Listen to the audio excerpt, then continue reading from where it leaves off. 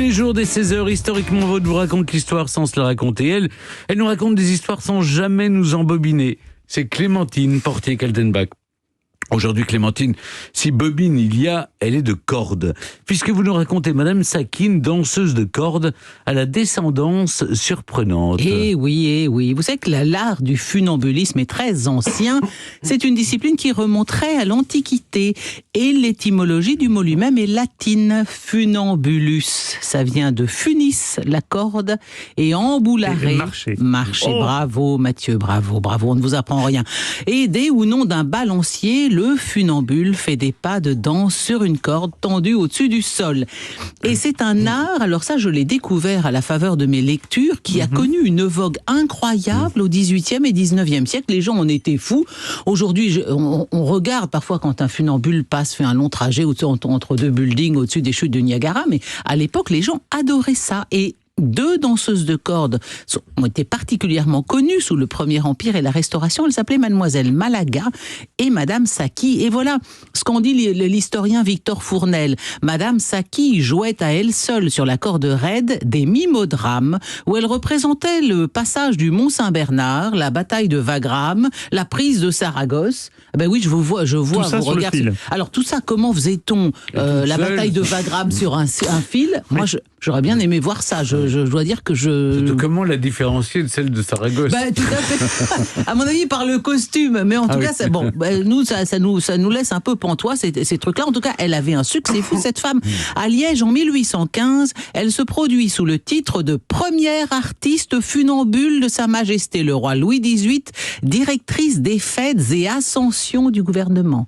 Qu'est-ce que ça veut dire, les fêtes et ascensions du gouvernement? Est-ce que c'est parce qu'elle monte sur un fil? Est-ce que notre ministre de la Culture aujourd'hui serait responsable des fêtes et ascensions du gouvernement, comme dirait Boris Johnson? Bon, alors bref, en tout cas, cette même année 1815, après Waterloo, les troupes russes d'Alexandre II occupent Paris, et parmi les officiers, il y a un cosaque de 49 ans, assez fringant, qui s'appelle Piotr Moussin Pouchkine, et il est le cousin du poète Pouchkine, et donc il profite à fond de la vie parisienne. Il fréquente assidûment les théâtres, les cafés, boulevard du Temple, où se produisent une foule de funambules, chanteurs, danseurs, acrobates, dont Madame Saki, qui joue à elle seule sur la corde raide. Je le disais à l'instant, les commentateurs de l'époque disent des mimodrames époustouflants. Non, vraiment, on demande à voir. Alors, qui est-elle, cette dame? Elle est née Marguerite Antoinette Lalanne à Agde le 26 février 1786. Ses parents appartenaient à la troupe des grands danseurs du roi. C'est là qu'elle a fait ses débuts. Elle faisait un petit spectacle de funambule qui s'appelait la Petite Basquaise. Et elle a appris son métier à la foire de Tours, car c'est ce que j'ai découvert également à l'occasion, c'est que à l'époque, c'est à Tours qui était le grand rendez-vous en France des forains, vous le saviez peut-être. Et c'est là qu'elle apprend l'art de danser sur une corde. En 1805, elle épouse un certain Père Saki, elle devient Madame Saki. En 1806, elle enflamme les spectateurs du jardin Tivoli. Vraiment, c'est une vedette sous le Premier Empire. Mais revenons à nos Cosaques. Le capitaine Moussin Pouchkine, qui est subjugué par cette ravissante femme, qui accessoirement a 20 ans de moins que lui, il la trouve très jolie, et il la courtise, mais il parle parfaitement français, comme toute l'aristocratie russe à l'époque. Donc il n'y a pas simplement, on peut faire plus que de se plaire physiquement. Il a dû lui faire quand même un peu la conversation. En tout cas, toujours est-il que de cette brève idylle naît une fille le 20 janvier 1816. La famille Moussin Pouchkine étouffe l'affaire en donnant un peu d'argent à Madame Saki, et comme ça, le père part avec la fille, ce qui est quand même un truc assez étonnant.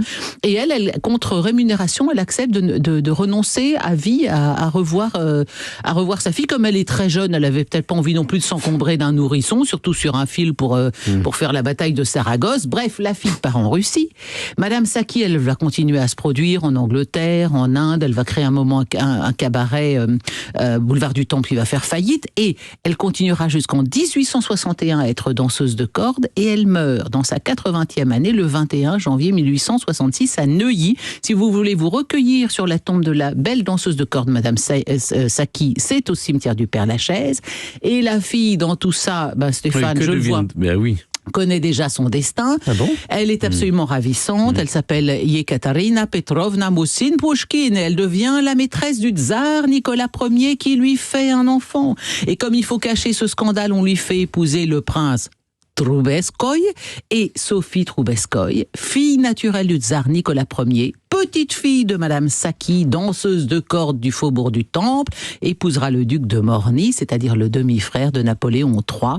Puis devenue veuve, là vous allez renouer le fil, elle deviendra duchesse de Sesto. Et qui est-elle? Elle est la mère de la fameuse Mathilde de Morny, qu'on appelait Max, la grande amie et maîtresse de Colette. Donc voilà, qui était Madame Saki, la danseuse funambule, aux jarrets souples, aux pieds d'acier, qui vient, s'en va, revient, recule, en inclinant son balancier. Saltimbanque de la foire de Tours et grand-mère de la fille du tsar. Merci beaucoup Clémentine.